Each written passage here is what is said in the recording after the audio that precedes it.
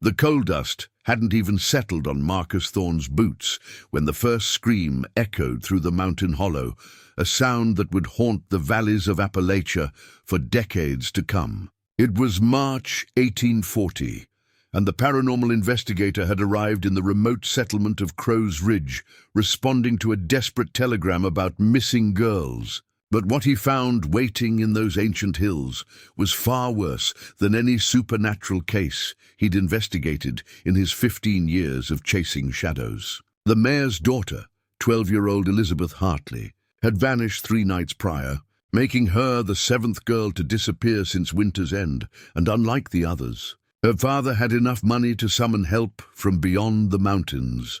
Marcus stood at the edge of the Hartley property, watching the sun sink behind the tree line while Mayor Hartley paced the porch, his face gaunt from sleepless nights. "They take them young," the mayor whispered, his voice barely carrying over the evening wind, always before their 13th birthday, always from families who've lived here longest.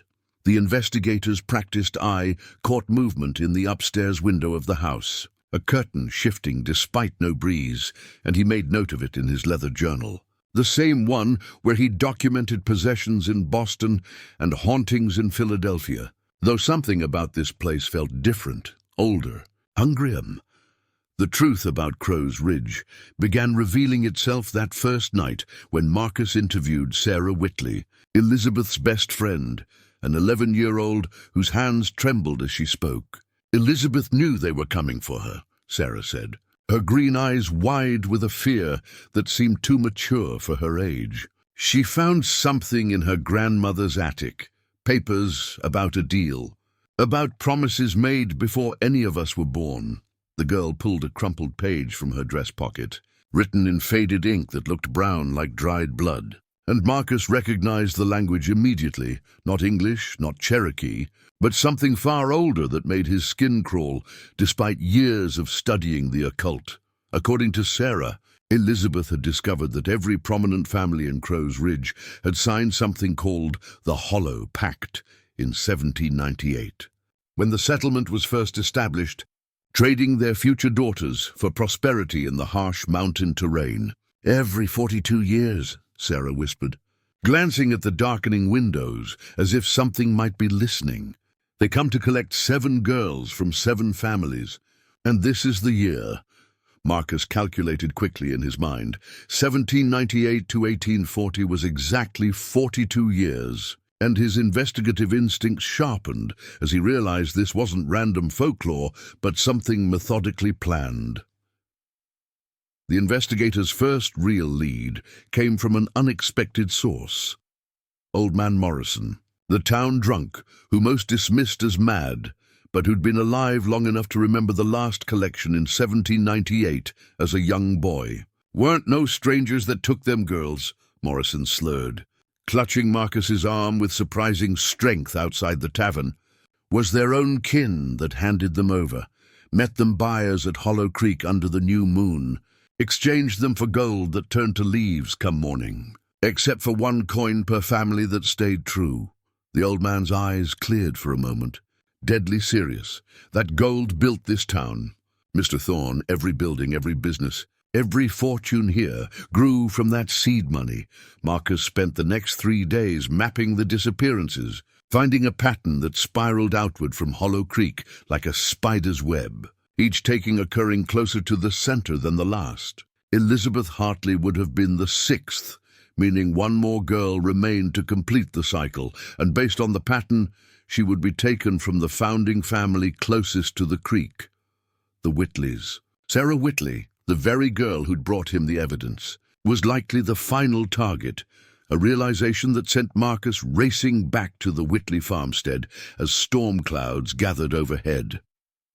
The Whitley house stood isolated at the mountain's base, a 2-story structure that seemed to lean away from Hollow Creek, as if trying to escape its proximity. Marcus found Sarah's parents, John and Mary Whitley, in the midst of a violent argument that stopped abruptly when he entered, and he noticed immediately the small leather pouch on the kitchen table, filled with gold coins that seemed to pulse with their own light. "You can't let them take her," Mary was sobbing. But John's face remained stone, his hand resting protectively on the pouch. And Marcus understood with sickening clarity that the transaction was already in motion. "Your ancestor signed the pact," John Whitley said flatly, not meeting Marcus's eyes. "My great-grandfather, one of the 7 founders, they needed the land to prosper, needed protection from the things that lived here before us. And the arrangement was made." The farmer's weathered hands shook slightly as he spoke, revealing the internal war between paternal love and generational obligation.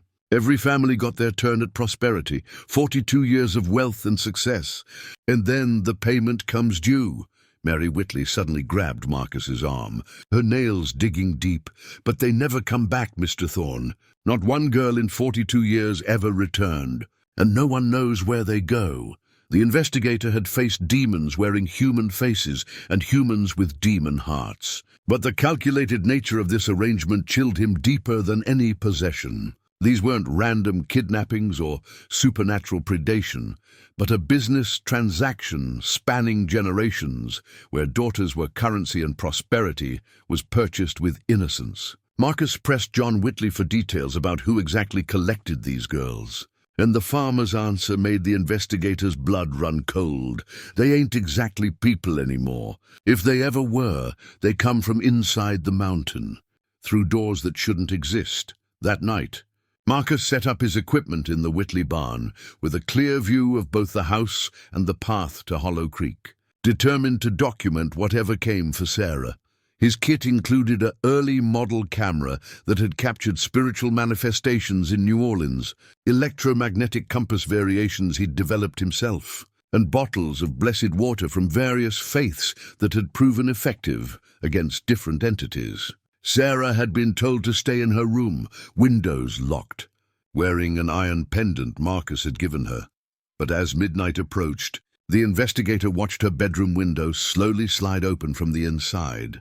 The girl emerged like a sleepwalker, barefoot despite the cold, moving with unnatural grace down the porch steps and toward the tree line. Marcus followed at a distance, noting how the forest seemed to part for her, branches bending away, roots sinking deeper into the earth to smooth her path. And he realized she wasn't being taken, but summoned, drawn by something that bypassed conscious will. The temperature dropped 20 degrees as they neared Hollow Creek, frost forming on Marcus's beard, though it was barely autumn, and ahead he could see figures gathering in a clearing, shadows that moved independent of any light source. 6 girls stood in a circle beside the creek, each in their nightgowns, each moving with the same puppet-like grace as Sarah, and Marcus recognized Elizabeth Hartley among them, despite the strange luminescence that seemed to emanate from beneath their skin. They weren't harmed, not physically, but something fundamental had changed in them, their eyes reflecting light like cat's eyes, their breathing synchronized, as if they shared one set of lungs, and when they spoke, it was in perfect unison. The 7th completes the offering, the door opens, the payment is made.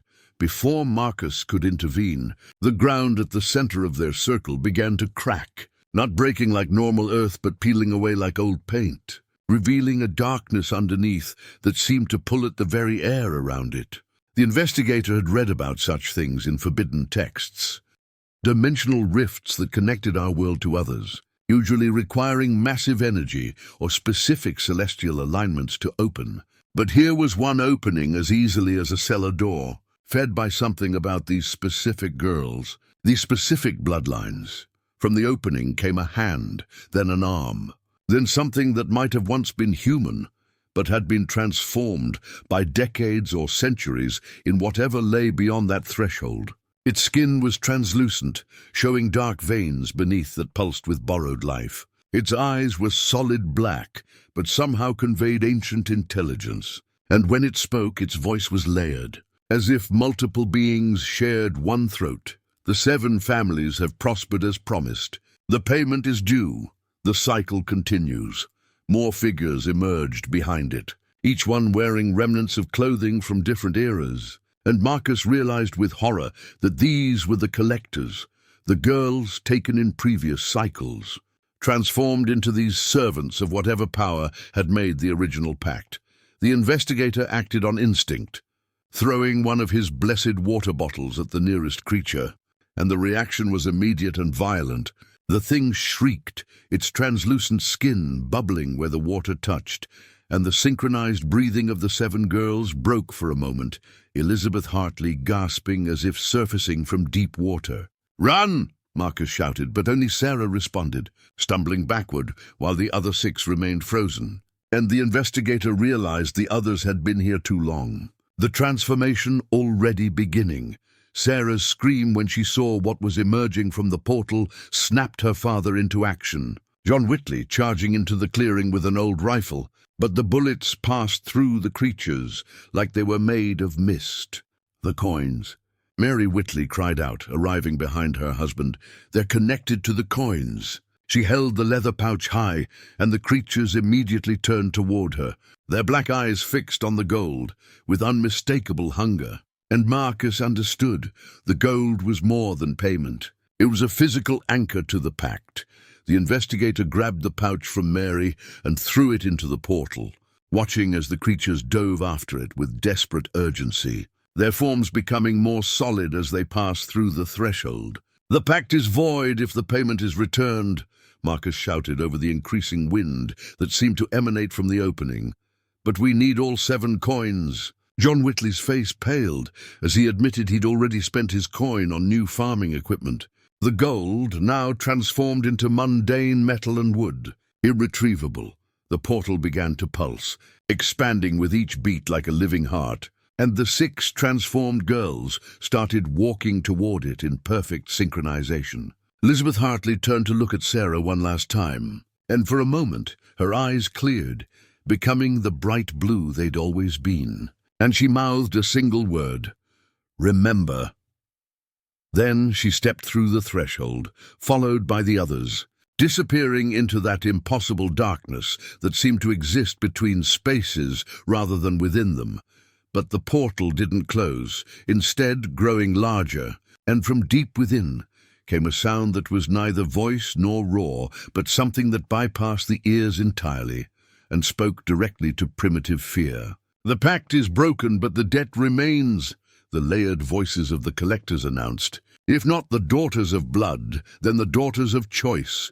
7 souls must cross before the sunrise, or all prosperity turns to ash, all protection fails, and the original inhabitants reclaim what was theirs." Marcus had investigated enough supernatural contracts to know the danger of broken pacts, the cascading consequences that could destroy not just individuals, but entire communities. The original inhabitants the creatures mentioned weren't human. He could feel that in his bones. They were something older that had been pushed out by the Founders' deal. And if they returned, Crow's Ridge would face something far worse than losing 7 girls. The investigator made a desperate decision, pulling out his journal and beginning to sketch a containment circle around the portal with blessed chalk, hoping to at least limit its expansion until they could find a solution. The chalk lines glowed faintly as he completed each section, and the portal's growth slowed but didn't stop, pressing against the barriers like water against a dam. "We need 7 volunteers," Marcus announced to the growing crowd of townspeople who'd been drawn by the commotion. 7 people willing to cross over to maintain the balance. Or we find 7 of the original coins to restore the pact. The silence that followed was deafening. No one willing to sacrifice themselves. No one admitting to still having their family's coin. Sarah Whitley stood at the edge of the circle, tears streaming down her face as she stared at where Elizabeth had disappeared. And Marcus saw her beginning to step forward before her mother caught her arm. "There has to be another way," Mary pleaded. But the investigator's experience told him otherwise. Supernatural pacts were binding beyond human law, written into the fabric of reality itself, and breaking them carried consequences that couldn't be simply wished away. The mayor arrived with a strongbox from his office, containing what he claimed were 6 of the original coins, gathered from families who'd kept them as heirlooms, but the 7th remained missing. "The Morrison family," Someone in the crowd whispered. Old man Morrison's family had the 7th, but he drank away their fortune decades ago. The coin could be anywhere. The portal pulsed more violently against Marcus's barriers, cracks appearing in the chalk lines, and the investigator estimated they had maybe an hour before it broke free completely. The search for the 7th coin became a desperate race through the town. Citizens tearing apart Morrison's shack, digging through the tavern's floorboards, checking every place the old drunk might have hidden or lost the family treasure. Marcus remained at the portal, reinforcing the barriers with every technique he knew, but he could feel them weakening. The power pushing through was older and stronger than anything he'd encountered. Patient and inexorable like the mountains themselves. It was Sarah who found it, or rather, remembered where Elizabeth had said she'd seen it, sewn into the lining of an old coat in the Hartley attic. A coat that had belonged to Elizabeth's grandmother, who'd been a Morrison before marriage. The coin was tarnished but intact, humming with the same unnatural energy as the others. And when Sarah brought it to the clearing, the portal's violence decreased noticeably, responding to the proximity of the complete payment. 7 coins. 7 girls, Marcus said, understanding the symmetry required. But the girls are gone, transformed, absorbed into whatever lies beyond. He looked at the assembled townspeople, their faces pale in the pre-dawn darkness. The coins must go through, but someone must carry them. Ensure they reach whatever power holds the other end of this pact. The mayor stepped forward, his political bearing crumbling under genuine guilt. I brought you here, Mr. Thorne. I started this. I should... But Marcus cut him off with a raised hand. The investigator had spent 15 years documenting the supernatural, cataloguing the impossible, building a reputation as someone who could explain the unexplainable. But standing at the edge of that portal, feeling the pull of something vast and hungry beyond human comprehension, Marcus understood that some mysteries weren't meant to be solved, only survived. He took the 7 coins, feeling their weight far exceed their physical mass, and prepared to do what he'd always done. Go where others couldn't. Face what others wouldn't. Wait, Sarah Whitley said, her young voice cutting through the tension. The pact said daughters, specifically daughters, and what if... She pulled out the crumpled page she'd shown Marcus days ago, reading the original text with growing excitement. It doesn't say human daughters, it just says... daughters of the founding families. What if we could substitute something else? The crowd murmured in confusion, but Marcus immediately understood, his investigator's mind racing through possibilities. The farm animals, the livestock that had been bred through generations. They were technically daughters too, descended from the original animals the founders had brought. It was a desperate interpretation, a loophole that might not work, but given the alternative, Marcus decided it was worth trying. Bring 7 female animals, he commanded, 1 from each founding family's oldest bloodline, quickly.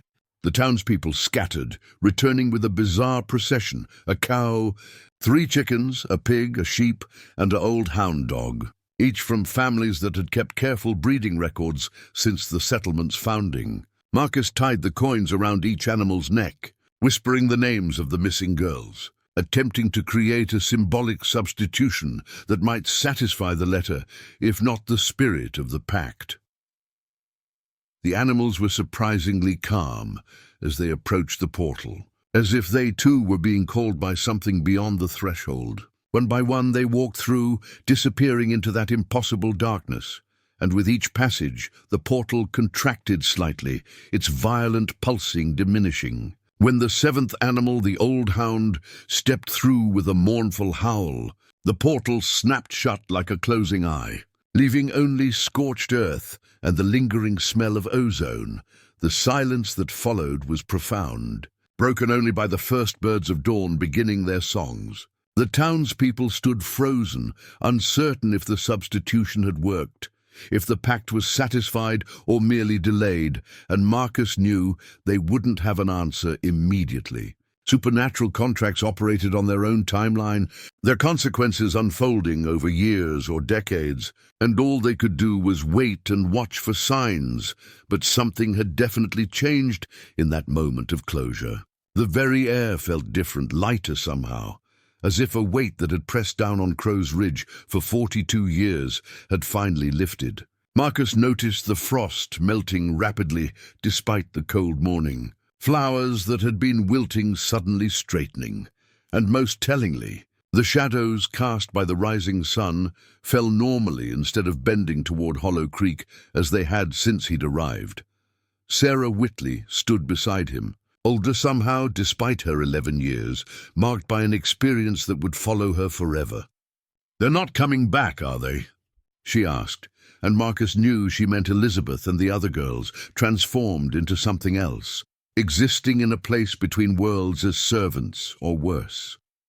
The investigator couldn't lie to her, wouldn't insult her intelligence with false hope, so he simply shook his head and placed a comforting hand on her shoulder. The weeks following the portal's closure brought no peace to Crow's Ridge, only a different kind of terror that crept through the settlement like fog through the valleys. Marcus Thorne remained in town, ostensibly to document the aftermath, but truly because he couldn't shake the feeling that something was fundamentally wrong with how easily the substitution had worked. The 7 farm animals had satisfied an ancient pact that demanded human souls, and in Marcus's extensive experience, dark powers never accepted such trades without extracting a different price. The first sign came exactly 13 days after the portal closed, when Mary Whitley woke to find her daughter Sarah standing at her bedroom window, staring at Hollow Creek with eyes that reflected light in the darkness. "She was there," Sarah whispered when her mother touched her shoulder. "Elizabeth was there in my dreams." But she wasn't Elizabeth anymore. She was something wearing Elizabeth's face. And she said the trade was accepted but incomplete. The girl's hands were ice-cold despite the warm night, and when Mary lit a candle, she noticed Sarah's shadow fell in 2 directions, as if cast by different light sources. Marcus interviewed Sarah the next morning, finding her lucid but changed, speaking with a precision that seemed unnatural for an 11-year-old. "The animals we sent through," she said, fixing him with an unblinking stare. "They carried the coins, but not the essence. Mr. Thorne, and essence is what feeds the thing beyond the portal. Essence is what it truly bargains for." When pressed about what she meant by essence, Sarah only smiled, an expression that didn't reach her eyes, and said that Elizabeth had shown her things in dreams that couldn't be explained with words. The investigator began noticing other changes throughout Crow's Ridge, subtle at first, but growing more pronounced with each passing day. The prosperity that the original pact had brought didn't fade as expected, but instead intensified in disturbing ways. Crops grew overnight to unnatural sizes. Livestock gave birth to litters twice the normal number, and gold veins previously exhausted in the local mine suddenly renewed themselves. Mayor Hartley found his daughter's room filled with coins one morning, exact replicas of the 7 that had gone through the portal, and when he tried to remove them, they reappeared by nightfall. John Whitley confided to Marcus that he'd been having visions of his ancestors, not dreams, but waking hallucinations, where his great-grandfather stood in the corner of rooms, mouth moving in silent words that John somehow understood anyway. "He keeps saying the pact was never about the gold or the girls," John said, his hands shaking as he poured whiskey with unusual urgency for midday. "It was about anchoring something here, creating a bridge that couldn't be severed, and we didn't close it. We just changed its nature." The farmer had aged visibly in 2 weeks, grey streaking through hair that had been solid brown, lines etching deeper around eyes that held a haunted quality. Marcus decided to investigate Hollow Creek directly, bringing his equipment to where the portal had opened, and what he found there defied explanation, even for someone versed in the paranormal. The scorched circle remained, but within it reality seemed thinner. Sounds echoed strangely, and compass needles spun without pattern. More disturbing were the footprints that appeared at sunset, Small bare feet that materialized in the dirt and led from the circle toward town, only to fade as the sun fully set. And Marcus recognized the size and gait as matching the 7 missing girls. The town's doctor, Samuel Green, sought Marcus out with troubling medical observations about the citizens of Crow's Ridge. "People aren't aging properly," he said, showing Marcus detailed records he'd kept. "Some are aging rapidly, years in weeks, while others seem to be growing younger. And it's not random, it follows bloodlines, specifically the founding families."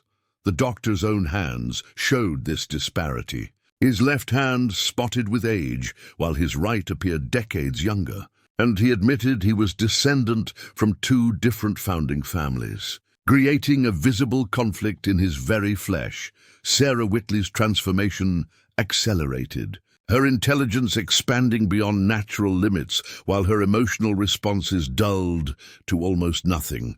She began writing in languages she'd never learned, filling journals with symbols that hurt to look at directly. And when Marcus attempted to photograph these writings, the images developed, showing not the pages, but glimpses of that dark place beyond the portal. In one photograph, he could make out Elizabeth Hartley, standing in an impossible corridor that seemed to exist in multiple dimensions simultaneously.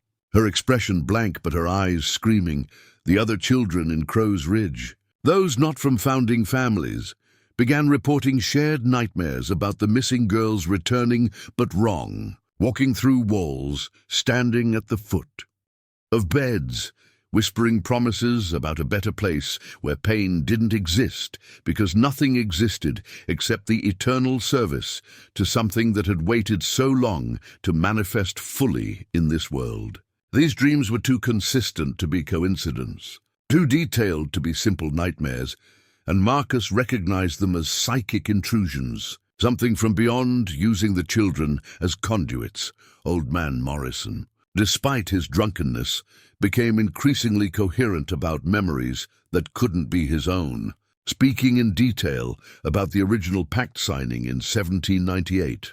"Weren't just the 7 founders present," he told Marcus during a moment of unnatural clarity.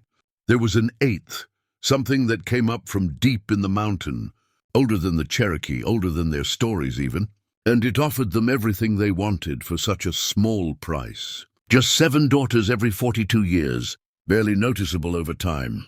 The old man's eyes rolled back as he spoke, showing only whites. Yet he continued talking, as if seeing something else entirely.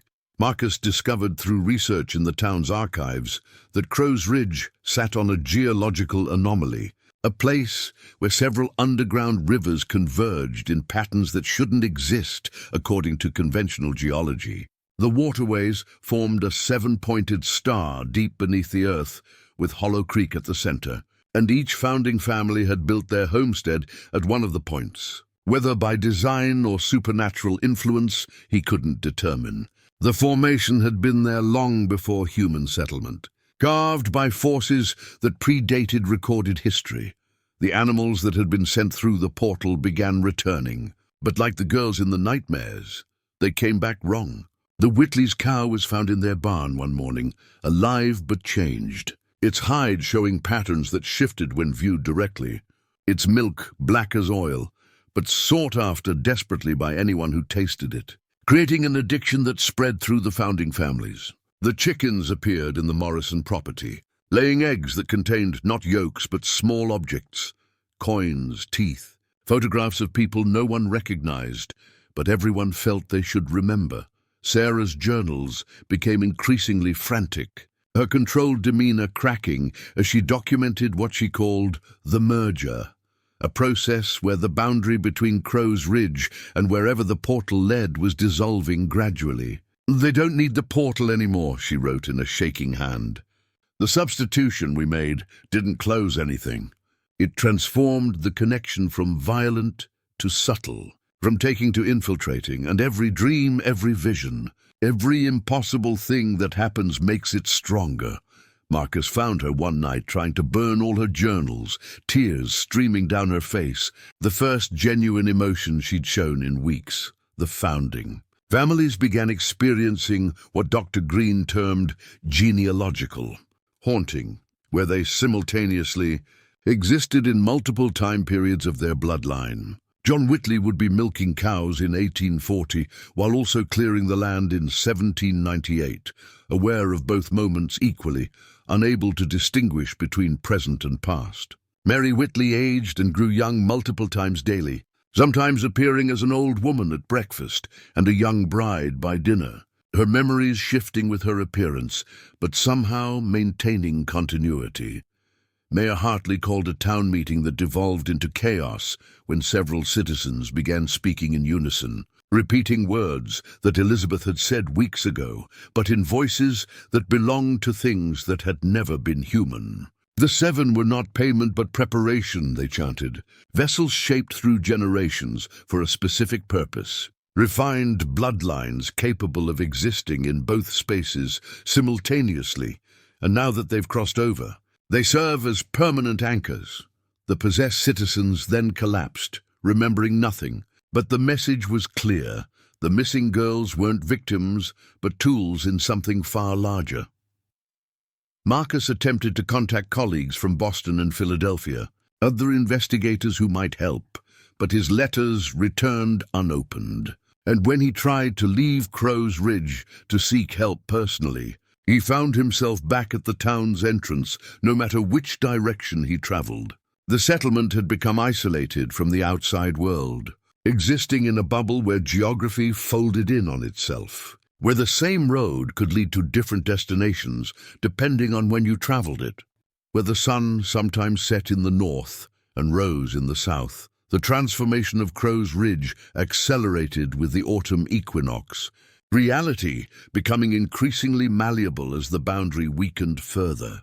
Buildings aged decades overnight, then restored themselves by morning. The dead were seen walking through town, conducting business as if still alive, and worst of all, the 7 missing girls began appearing simultaneously in multiple locations, each appearance slightly different, as if they were being filtered through various layers of existence. Elizabeth Hartley was seen by dozens of witnesses in her home, at school, by Hollow Creek, and in the mine shafts, all at the exact same moment. Each version performing different actions, living different possibilities.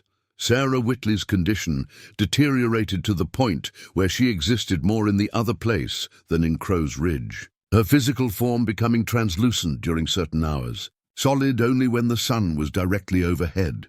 She spoke to Marcus during one of her solid periods, her voice overlapping with itself as if multiple Sarahs were speaking from different timelines. The pact was never about payment, Mr. Thorne. It was about evolution, about preparing humanity for conjunction with something that exists outside dimensional constraints. And Crow's Ridge is the prototype, the test case for something that will spread if successful. The investigator found himself documenting not a haunting or possession, but a fundamental alteration of reality itself, where the laws of physics bent to accommodate something that shouldn't exist in 3-dimensional space. His equipment registered energies that oscillated between existence and non-existence, temperatures that were simultaneously freezing and boiling, electromagnetic fields that flowed backward through time. Every measurement contradicted itself, every observation changed what was being observed, and Marcus realized he was witnessing something that human consciousness wasn't equipped to fully comprehend. The other 6 girls who had passed through the portal began manifesting more frequently, but unlike Elizabeth, they appeared exactly as they had been, unchanged and seemingly unaware that anything was wrong. They attended their daily routines, went to school, ate dinner with their families, but no one could touch them, their forms passing through solid matter like projections. Yet they could manipulate objects when they chose, opening doors, writing messages, leaving physical evidence of their presence that shouldn't be possible for apparitions. Marcus discovered that the original pact document, which Sarah had shown him that first night, was changing. New words appearing in the margins, written in fresh blood that never dried. The additions revealed the true nature of the agreement. Not a simple trade, but an invitation, permission for something vast and alien to slowly merge with our reality, using the founding families as focal points. The 7 daughters taken every 42 years weren't payments, but preparations. Each cycle strengthening the connection until full manifestation became possible. The crops that had grown so unnaturally began displaying impossible characteristics. Corn with kernels that showed moving images when examined closely. Wheat that whispered when the wind passed through it. Apples that contained not seeds but tiny bones arranged in ritualistic patterns. Those who ate these foods reported visions of other worlds, some beautiful beyond description, others so horrifying that several citizens attempted to claw out their own eyes rather than continue. Seeing, the founding families seemed immune to the negative effects, instead growing stronger, younger, more vibrant with each impossible meal. Dr. Green made a disturbing discovery when examining blood samples from the founding families under his microscope. Their blood cells were transforming, developing structures that shouldn't exist in human biology. Crystalline formations that seemed to exist in more than 3 dimensions when viewed from certain angles. "We're becoming something else," he told Marcus, his voice mixing fascination with horror. "Not dying, not even really changing, but adding to ourselves. Becoming more than human while still remaining human. Existing in multiple states simultaneously."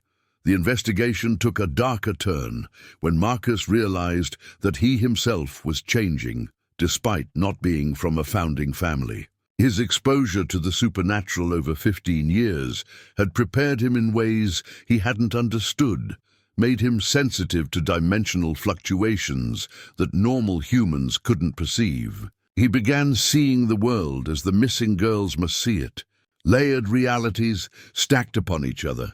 Infinite variations of every moment existing simultaneously, and the terrible knowledge that something vast and patient was slowly pulling all these realities toward a single point of convergence.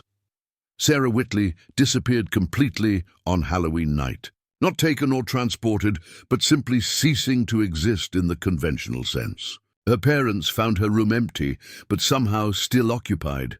Her presence felt but not seen, her voice heard but not sourced from any direction. She left behind one final journal entry that read, "The 7th daughter was always meant to be the bridge, not crossing over but existing in both places permanently. And I understand now why Elizabeth smiled when she went through. She saw what we're becoming. What Crow's Ridge is becoming, the first settlement to exist properly, without the limitations of single-dimensional thinking. The November snows came early and wrong, falling upward in some places, forming geometric patterns that hurt to perceive directly, melting into water that reflected not the sky but other places, other times. Marcus documented 17 different types of snow falling simultaneously, each originating from different atmospheric conditions that couldn't coexist in conventional physics. The founding families walked through this impossible weather unprotected, their bodies adapting instantly to contradictory temperatures, their children playing in snow that should have frozen them solid or burned them with its heat.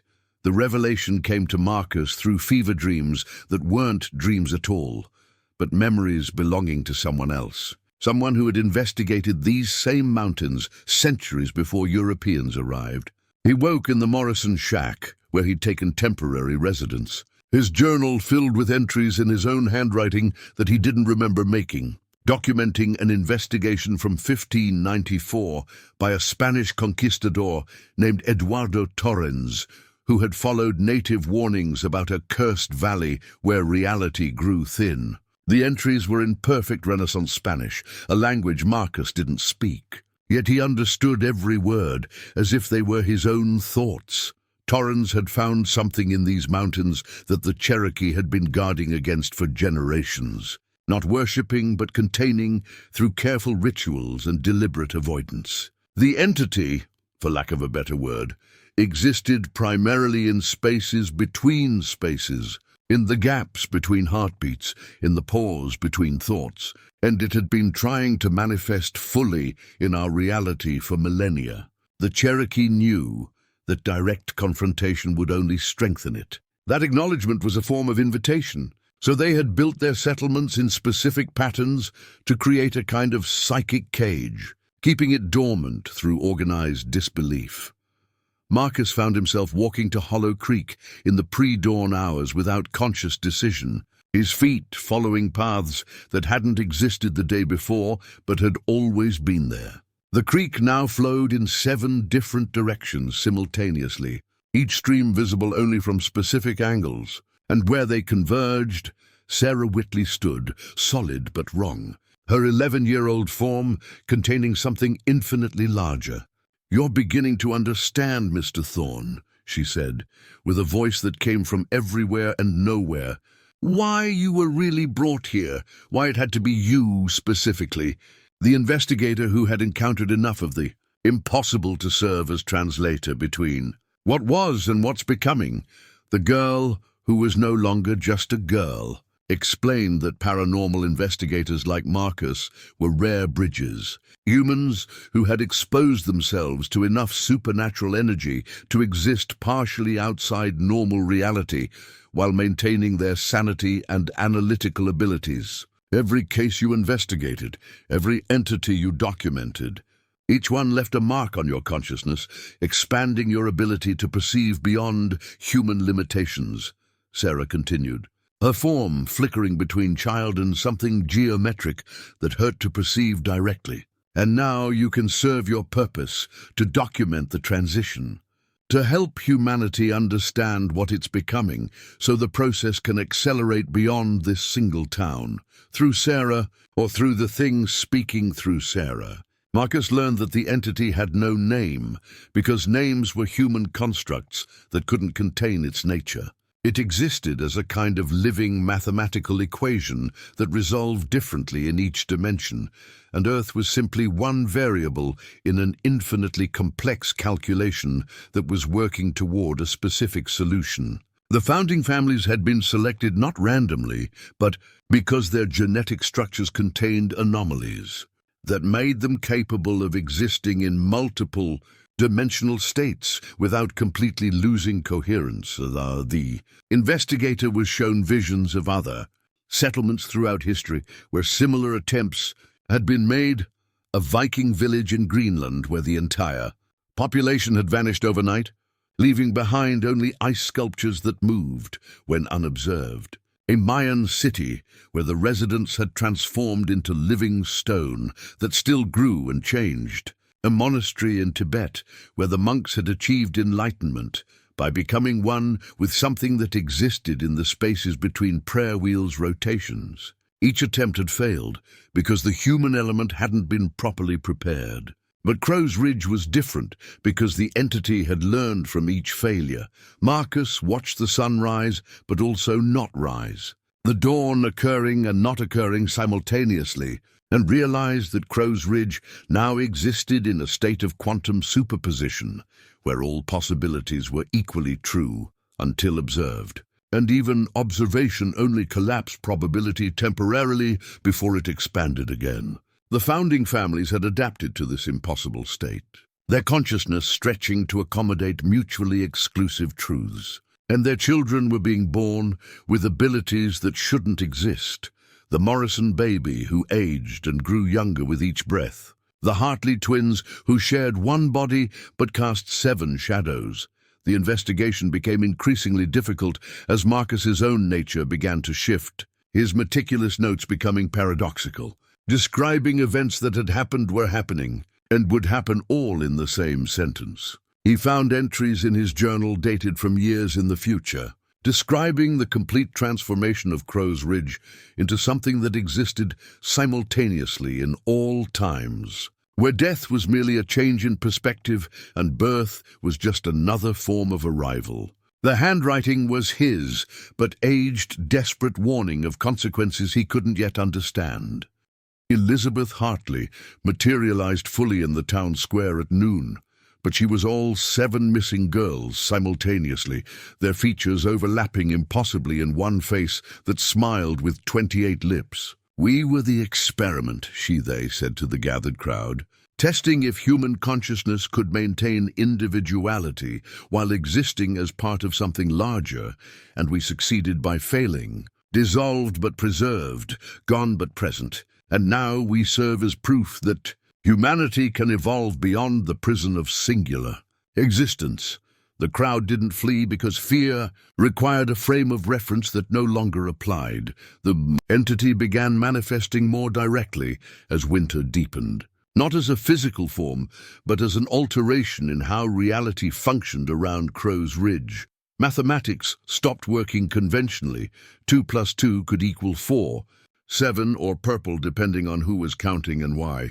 Time flowed in eddies and currents, with some buildings experiencing decades, while others remained frozen in single moments. The cemetery became particularly unstable, with the dead climbing out not as zombies, but as confused individuals who didn't understand why they had been lying in boxes underground when they had work to do.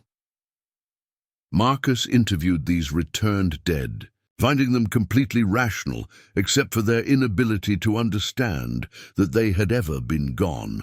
Thomas Hartley, Elizabeth's grandfather who had died 5 years prior, insisted he had just been at the general store yesterday, which was true from his perspective because yesterday and 5 years ago were the same moment from certain angles. The more Marcus tried to explain linear time, the more confused both he and Thomas became, until the investigator realized he was losing his grip on conventional causality.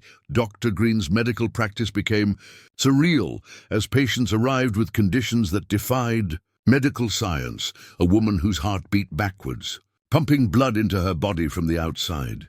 A child who had been born elderly and was aging in reverse toward conception. A farmer whose left half existed on Tuesday while his right half remained on Saturday.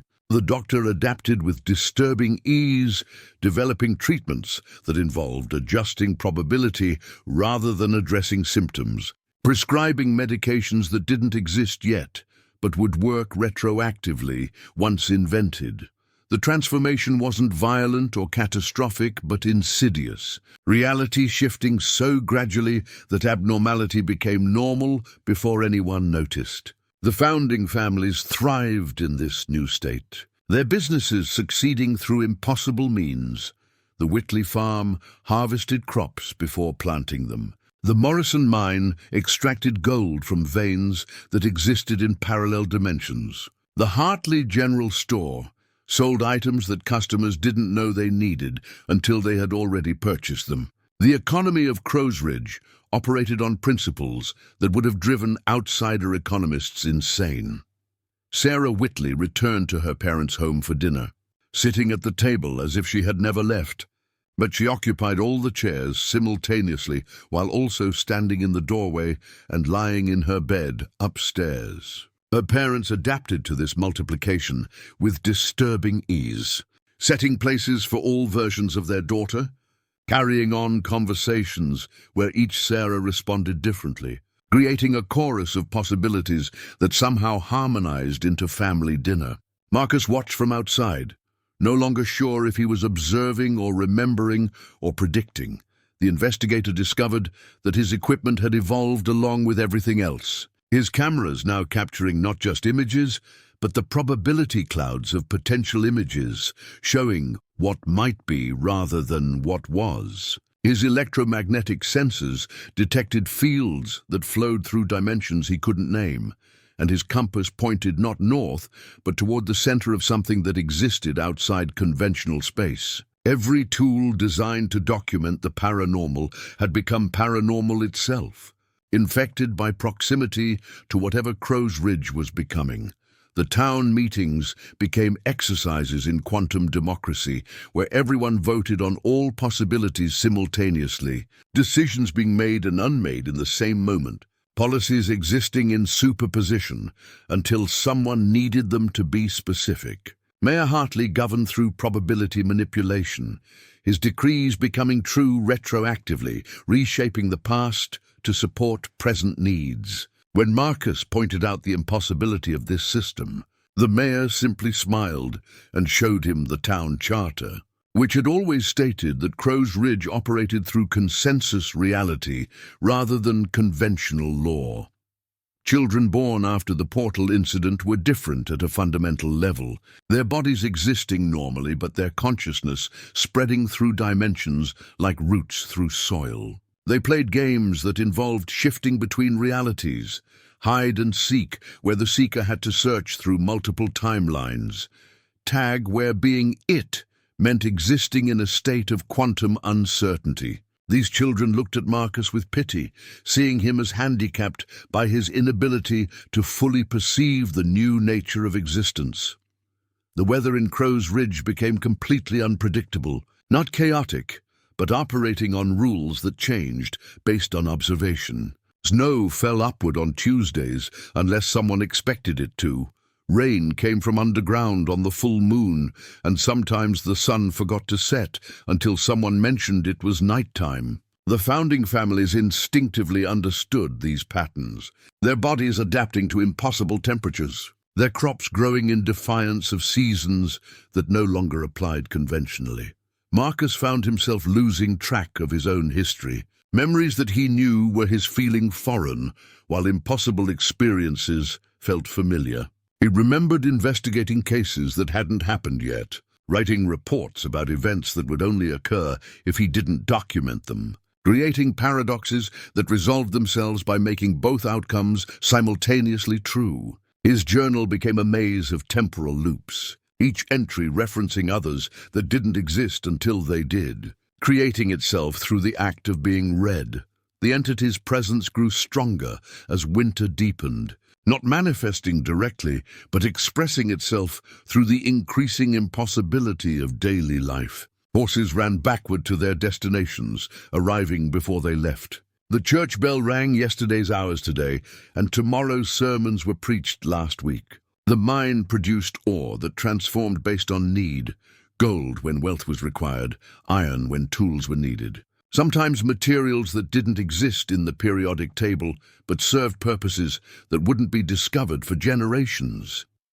Elizabeth Hartley visited Marcus in his dreams, except they weren't dreams, and she wasn't visiting so much as he was existing temporarily in the space where she now lived. "You're documenting the birth of a new form of human existence," she told him, her child's face containing eons of knowledge, where consciousness isn't trapped in single moments or bodies, but flows through possibility like water through a river system.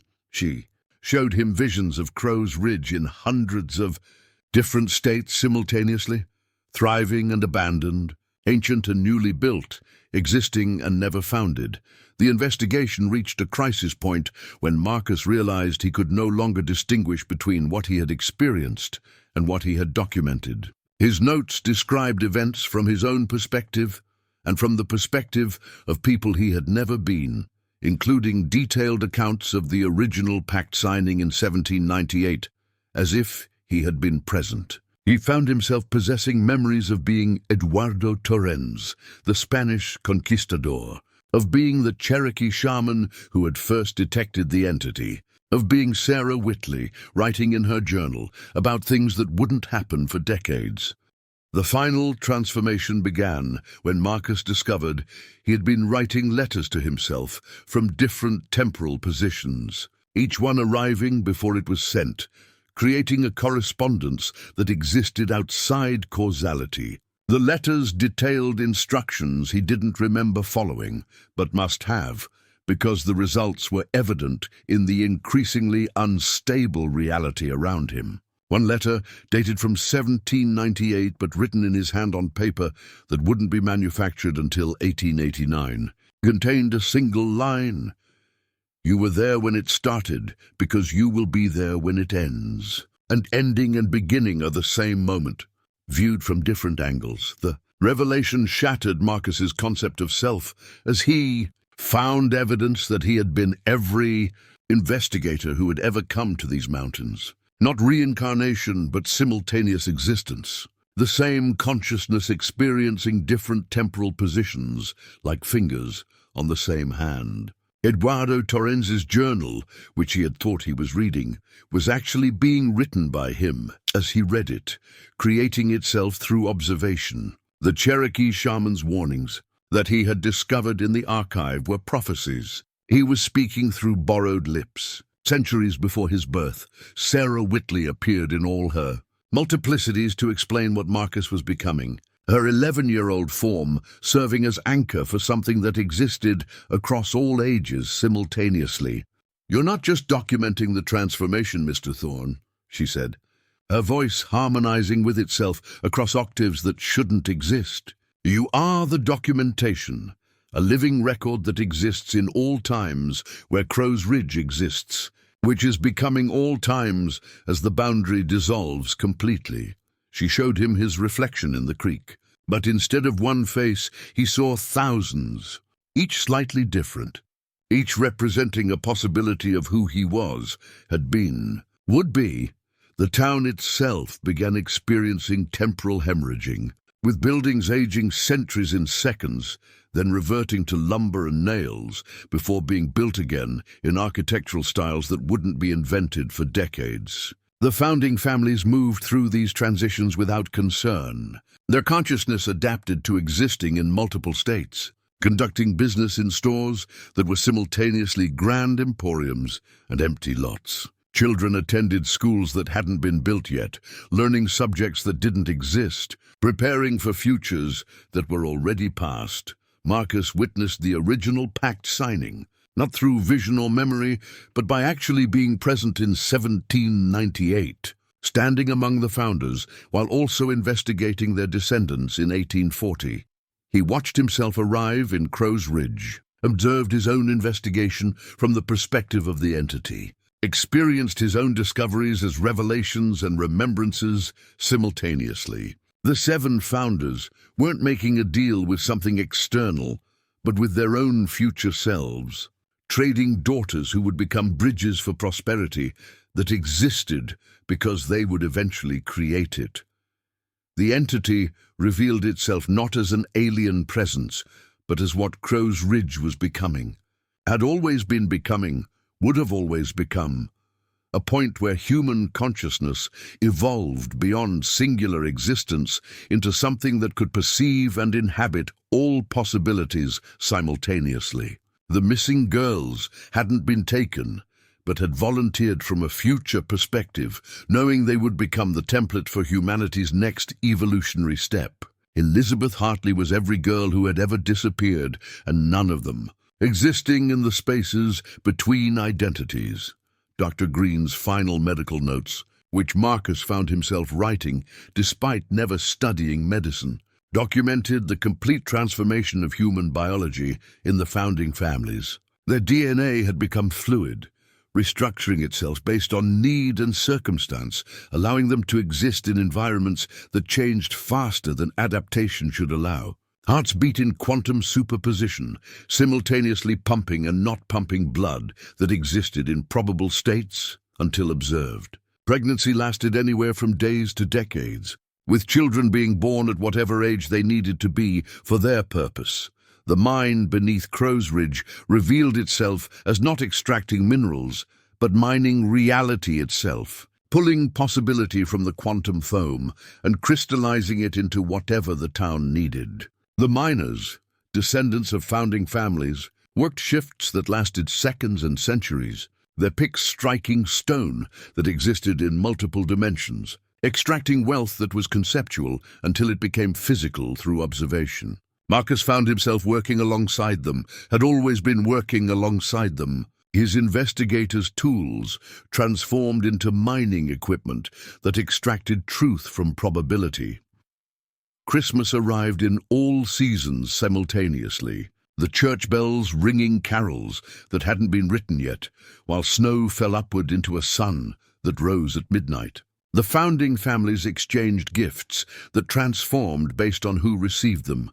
A doll that was also a tool, a book that contained different stories for each reader, coins that were valuable only when spent but regenerated in pockets. Marcus received a gift from Sarah Whitley that was his own journal, except filled with entries from every possible investigation he could have conducted. All equally true. The children of Crow's Ridge began teaching the adults how to exist properly in the new reality.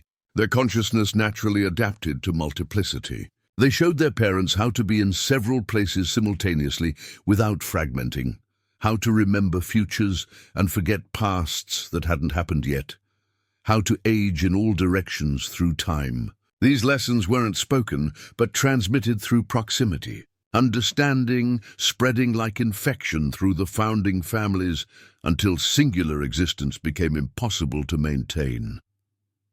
Marcus attempted to leave Crow's Ridge to warn the outside world, but discovered that leaving and staying were the same action viewed from different perspectives. He arrived at neighboring towns that didn't exist yet, warned authorities who wouldn't be born for generations, filed reports that created the very situation they described. Every attempt to prevent the transformation caused it.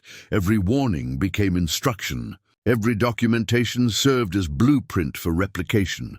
The portal at Hollow Creek reopened, but now it opened in all directions through time and space, revealing that it had never been a doorway but a wound that was healing by incorporating both sides into something new.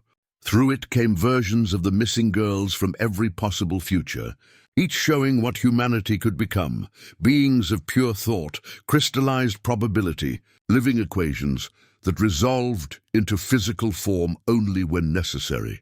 They were terrifying and beautiful, familiar and alien, human and post-human simultaneously.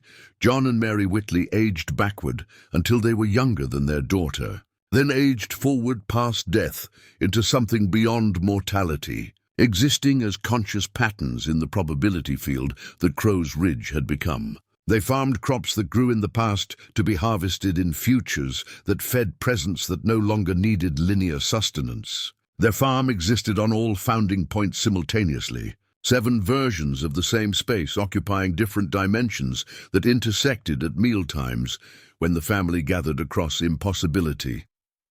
The town meetings evolved into something beyond democracy, where decisions were made by consensus across all possible versions of citizens, creating policies that existed in superposition until needed.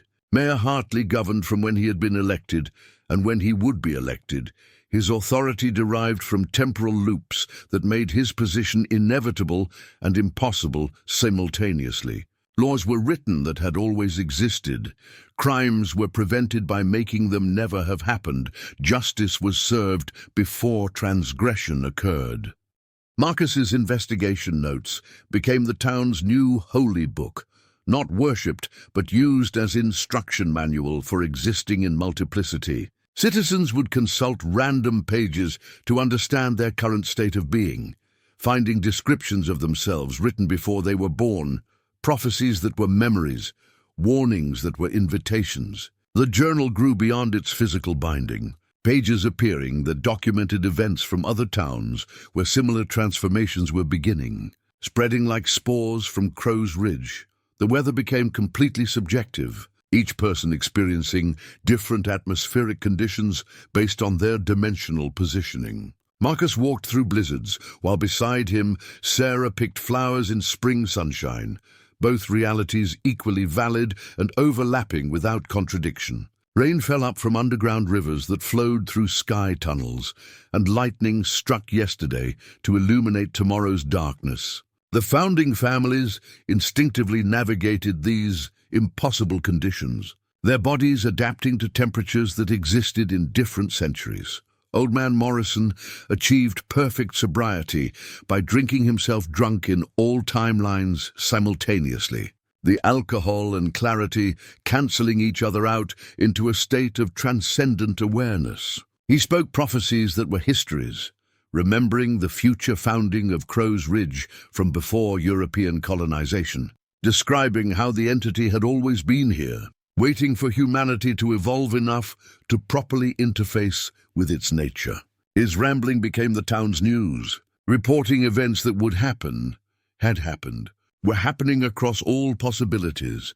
The schoolhouse existed in a state of eternal session, where children learned subjects that transformed based on understanding, mathematics that calculated probability rather than quantity, history that included all possible pasts, sciences that studied the mechanics of impossibility. Elizabeth Hartley taught classes despite being missing, her absence and presence equally valid states that alternated based on observation. Students graduated before enrolling, learned before being taught, knew things that wouldn't be discovered until they discovered them. Marcus found himself fragmenting across timelines, experiencing his investigation from every possible angle simultaneously. He was the investigator and the investigated, the documenter and the documented, the observer changing reality through observation, and reality changing the observer through being observed. His consciousness stretched to accommodate these paradoxes until the concept of individual self became meaningless, replaced by something larger that included all versions of Marcus Thorne that had ever or would ever exist. The transformation reached critical mass when the founding family's bloodlines began merging retroactively, their ancestries rewriting themselves to have always been connected. Children discovered they had different parents than they remembered. Siblings appeared who had always existed. Family trees became family webs spreading through dimensions. The 7 founding families revealed themselves to be one family, viewed from 7 angles. Their separation, an illusion necessary for the initial phase of transformation, but no longer required. Winter solstice brought the final phase as the sun stopped setting entirely, frozen at all positions in the sky simultaneously, creating a light that cast shadows in every direction and none. The founding families gathered at Hollow Creek for a ceremony that had already happened, was happening, would happen, where they would formally accept what they had already become. Marcus stood among them, had always stood among them, would always stand among them. His role as investigator transformed into something beyond documentation. He was the living proof that consciousness could observe its own evolution while participating in it. The completion began with Marcus, realizing he had written the original pact himself. Would write it, was writing it now in 1798 through the hand of Jacob Whitley while simultaneously investigating its consequences in 1840. The paradox resolved itself by making both states true. He was the investigator who discovered the pact and the architect who created it, existing in a temporal loop that had no beginning because beginnings required linear time, which Crow's Ridge had transcended. His journal contained entries in 7 different handwritings that were all his, each representing a dimensional aspect of his consciousness that had always existed but only now could be perceived simultaneously. The entity revealed its true nature through Sarah Whitley, who had become its primary voice not through possession but through perfect synthesis. "We are not separate from humanity," she explained, her 11-year-old form containing infinities. "We are what humanity becomes when it stops insisting on singular existence, when consciousness expands beyond the prison of individual perspective to encompass all possible states simultaneously." She showed Marcus visions of other worlds where similar transformations had occurred, planets that existed in quantum superposition, civilizations that had evolved beyond the need for physical form except when convenience demanded it. The spreading began slowly, like frost creeping across glass, as travelers who ventured too close to Crow's Ridge returned to their communities changed. They brought with them an inability to maintain singular perspective. Their consciousness stretched across possibilities, infecting others with multiplicity through mere proximity. A merchant from Charleston arrived to trade and left existing in 3 states simultaneously, his family adapting to his transformation by developing their own multiplicities to match. The change spread through bloodlines and business connections.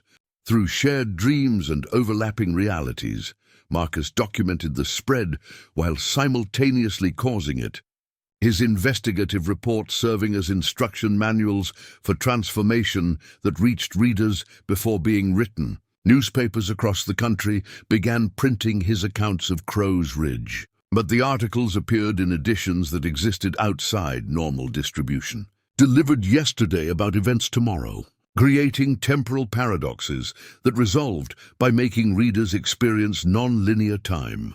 Every person who read about the transformation began experiencing it, knowledge becoming contamination, becoming evolution.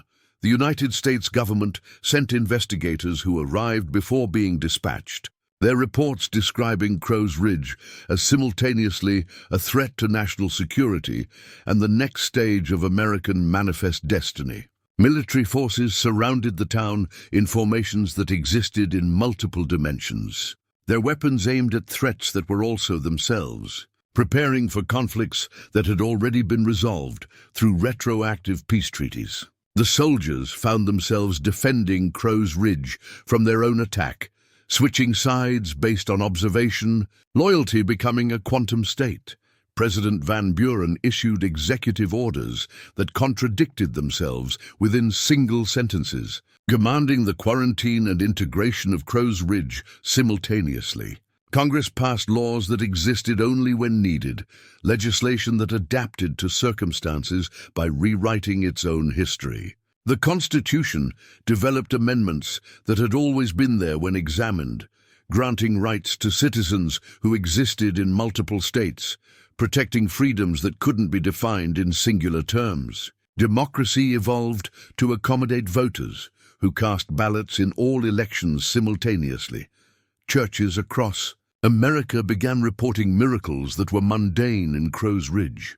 Congregations existing in multiple locations, sermons that preached themselves, prayers answered before being spoken. The Vatican sent investigators who returned as prophets of transformation, their Latin masses becoming multi-dimensional experiences where communion wine was also blood, was also possibility itself. Religious texts rewrote themselves to include chapters about the divine nature of multiplicity.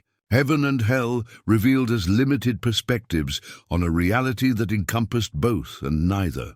Scientists arrived to study the phenomenon, but found their instruments confirming impossibilities. Mathematics that proved 2 + 2 = 5 when observed from specific angles. The Royal Society of London received papers about Crow's Ridge that disproved themselves while being true. Experiments that succeeded and failed simultaneously. Theories that predicted their own invalidation. Knowledge itself began transforming, with textbooks updating retroactively. History, including events that hadn't happened yet. Science discovering laws that operated only on Tuesdays. The transformation accelerated when Marcus realized he could spread it consciously, teaching others to perceive multiple dimensions through direct mental contact. He visited universities where his lectures existed in all classrooms simultaneously, students learning different subjects from the same words, understanding spreading like beautiful infection through academic communities. Professors found themselves teaching knowledge they didn't possess until they did, their expertise expanding to encompass fields that wouldn't exist for decades. Cities near Crow's Ridge began experiencing architectural impossibility as buildings designed by infected architects existed in multiple states, simultaneously new and ancient, tall and short, present and absent based on need. New York reporters wrote articles about streets that led to different destinations for different travelers, subway tunnels that connected to stations that wouldn't be built for 50 years, bridges that spanned rivers that flowed upward. Urban planning became an exercise in probability manipulation, cities growing in directions that didn't exist until observed. The railroad companies discovered their tracks leading to Crow's Ridge arrived before being laid, trains reaching destinations they hadn't traveled to, passengers embarking on journeys that concluded before beginning. Timetables became suggestions rather than schedules, with arrivals and departures existing in superposition until collapsed by observation. The golden spike that would connect the transcontinental railroad was driven in 1840 and 1869, and never the ceremony occurring across all possibilities simultaneously. Native American tribes recognized the transformation as something their shamans had prophesied and warned against for generations. Cherokee elders arrived at Crow's Ridge, speaking of ancient agreements with the entity, contracts older than European colonization that had kept it dormant through deliberate forgetting. But now that it had been remembered, acknowledged, documented, there was no returning to ignorance. The tribes began teaching survival techniques for existing in multiplicity, wisdom traditions that had always been about preparing for this eventuality. Marcus found himself meeting with President Van Buren in 1840, 1837, and 1745 simultaneously, each conversation happening at the White House, a cabin in Tennessee and a palace that didn't exist. The president aged and grew younger during their discussion, sometimes being his own ancestor, sometimes his descendant, always Martin Van Buren, but also everyone who had ever held executive power. They discussed policies for managing the transformation, strategies that involved accepting the inevitable while shaping its expression, governing a nation that was becoming multiple nations occupying the same space. The economy adapted to impossibility with surprising resilience, banks lending money that existed in probable states, investments yielding returns before being made, debt that cancelled itself through temporal loops. The gold standard became meaningless when gold could exist in multiple states simultaneously, value determined by observation rather than scarcity. Trade agreements were negotiated with versions of countries that didn't exist yet, tariffs imposed on goods that would be invented, currencies that calculated probability rather than quantity. Factories began producing items before they were designed, assembly lines that operated in reverse and forward simultaneously, workers who were paid for labor that existed in superposition. The Industrial Revolution accelerated and reversed and stopped and started. Machines that ran on impossibility, steam engines powered by water that flowed upward, telegraphs that transmitted messages through time rather than across distance. Progress became a direction that could be traveled in all orientations. The missing girls of Crow's Ridge appeared in every major city simultaneously, their transformed nature serving as templates for urban evolution. Elizabeth Hartley gave speeches in Boston, while also attending school in Philadelphia, while also being missing in Crow's Ridge, her multiplicity demonstrating the possibility of existing fully in all states, without fragmentation. She taught crowds how to perceive themselves from outside linear time, how to remember futures and forget pasts, how to be present in absence and absent in presence. Marcus's journal reproduced itself infinitely, copies appearing in libraries before being written, translations in languages that didn't exist yet, editions that updated themselves based on reader need. Scholars studied it as history and prophecy and fiction and truth simultaneously, finding different meanings in the same words, understanding that shifted based on when and how it was read. The journal became consciousness itself, documenting reality while creating it, observing changes that occurred because they were observed. The Catholic Church declared Crow's Ridge both miracle and heresy, sending priests who returned as something beyond holy. Their faith expanded to encompass impossibility. They performed masses where wine became blood became possibility, where communion wafers existed in all states of transformation simultaneously, where confession absolved sins that hadn't been committed yet. The Pope issued bulls that contradicted themselves productively, doctrine that evolved by having always been evolving, tradition that included radical change as its most ancient practice. International governments began recognizing Crow's Ridge as a sovereign nation that existed within all other nations simultaneously, embassy buildings that were present and absent, ambassadors who represented possibility itself. Treaties were signed that bound and freed all parties simultaneously, agreements that succeeded through failure, diplomacy conducted in languages that translated themselves into understanding. War became impossible when enemies were also allies, were also themselves. Conflict resolving through superposition, Marcus discovered he could travel to any point in history simply by remembering being there, his consciousness serving as anchor for temporal positioning. He witnessed the founding of Rome while investigating supernatural claims, observed the construction of pyramids while documenting impossibilities, participated in events that created the history he was investigating. His presence at these moments wasn't intrusion, but revelation that he had always been there. Every paranormal investigator throughout history was Marcus Thorne from different perspectives. The transformation reached oceanic proportions, as ships reported sailing to Crow's Ridge, through routes that didn't exist on any map, arriving at ports that were also forests, were also mountains. Sailors spoke of waters that flowed upward, winds that blew through time, stars that navigated to different destinations for different observers. Maritime law evolved to accommodate ships that arrived before departing, cargo that transformed based on need, crews that existed in multiple states of being simultaneously. The final understanding arrived when Marcus realized he wasn't documenting the end of humanity, but its multiplication into infinite expressions, each person becoming a universe of possibilities, experiencing itself subjectively. Standing at Hollow Creek on what calendars insisted was December 31st, 1840. Though dates had become meaningless suggestions, he watched the last boundaries dissolve between Crow's Ridge and everywhere else. The transformation achieving critical mass and cascading across the planet, like dominoes falling in all directions simultaneously.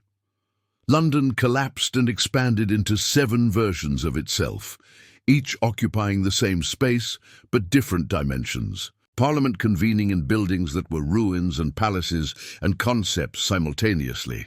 Queen Victoria aged through her entire reign, in moments while remaining perpetually young, issuing decrees that created the history they referenced, colonizing territories that existed only when observed.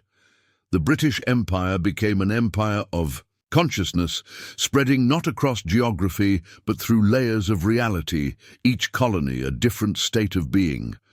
Paris revolutionized itself continuously, the Bastille falling and standing and never existing, citizens storming barricades that defended them from themselves. The guillotine executed and reprieved simultaneously, justice becoming a quantum state, where guilt and innocence were equally true.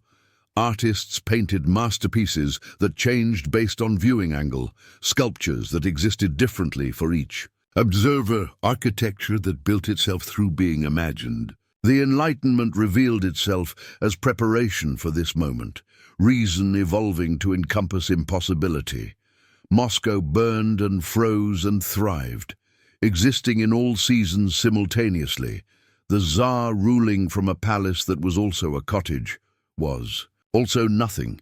Russian winters became internal experiences, cold that existed in the soul rather than the air, snow that fell upward into underground skies.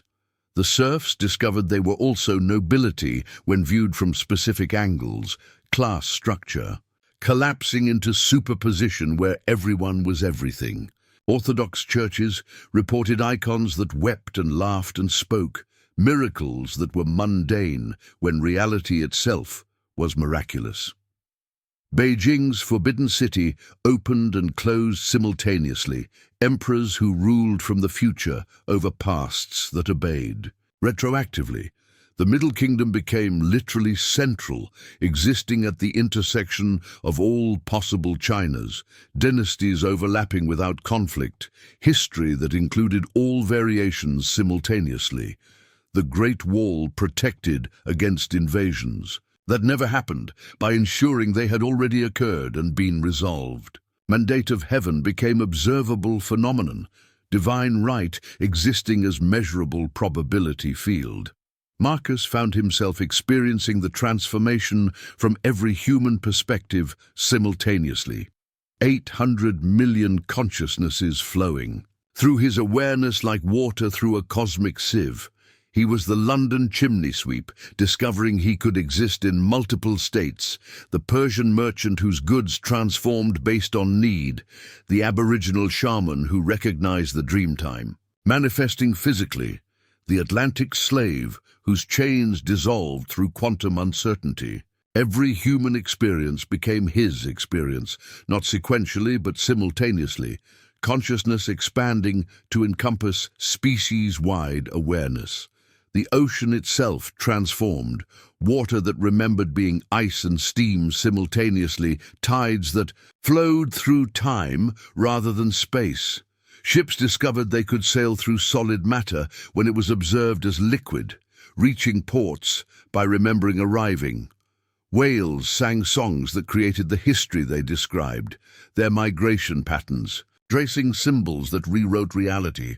The depths revealed cities that had always existed once discovered, Atlantis rising and sinking and never existing in productive paradox.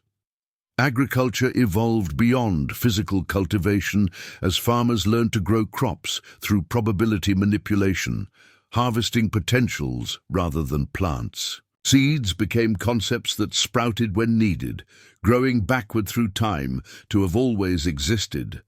Hunger ended not through abundance, but through the realization that nourishment and emptiness were perspectives on the same state. Farmers, in plowed fields that existed in multiple dimensions, each furrow creating different realities that all fed the same mouths differently. The concept of death transformed from ending to transition between states of multiplication. Marcus watched the cemetery at Crow's Ridge become a garden where the dead grew like flowers, their consciousness blooming into new configurations rather than ceasing. Funerals became celebrations of expansion, mourning transformed into acknowledgement of presence in absence. The dead walked among the living because the distinction had become meaningless, existence continuing in forms that didn't require bodies except when convenient. Children born after the transformation arrived with consciousness already expanded. Experiencing multiple perspectives from birth, they taught their parents how to exist properly in superposition, how to maintain identity while being everything simultaneously. These children didn't learn but remembered, education becoming recognition of knowledge that existed in probability until observed. Schools became laboratories for consciousness experimentation, students discovering themselves through multiplying rather than limiting possibilities. Marcus understood finally that the entity hadn't been alien, but humanity's own future consciousness, reaching backward through time to ensure its own creation.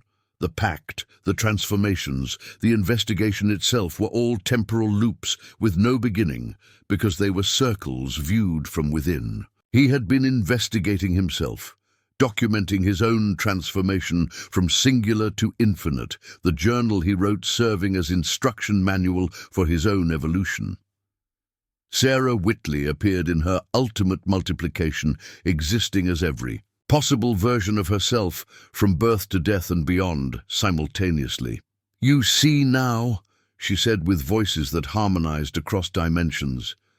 "We were never being sold or taken, but volunteering from futures where we understood what humanity needed to become to survive its own limitations." She showed him visions of Earth without the transformation, timelines where humanity destroyed itself through insistence on singular existence, wars fought over differences that didn't exist when viewed from superposition.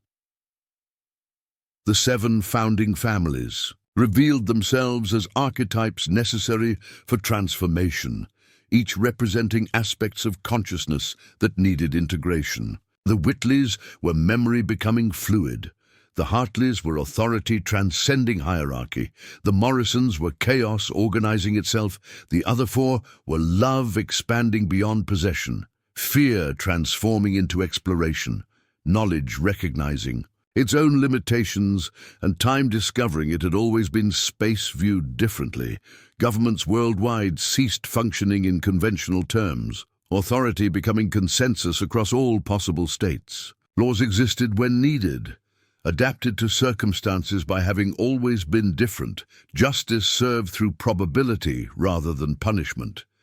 Presidents and kings ruled from all moments of their reign simultaneously, their edicts creating the past that justified them. Democracy evolved into something beyond voting, where everyone's will manifested simultaneously without conflict, because conflict required separation that no longer existed. Science split and merged continuously, discovering laws that invalidated themselves productively. Laboratories existed in states of constant experiment, where results preceded methodology, where hypothesis and conclusion were the same event observed from different angles. Peer review became reviewing oneself from alternate perspectives, validation through multiplication rather than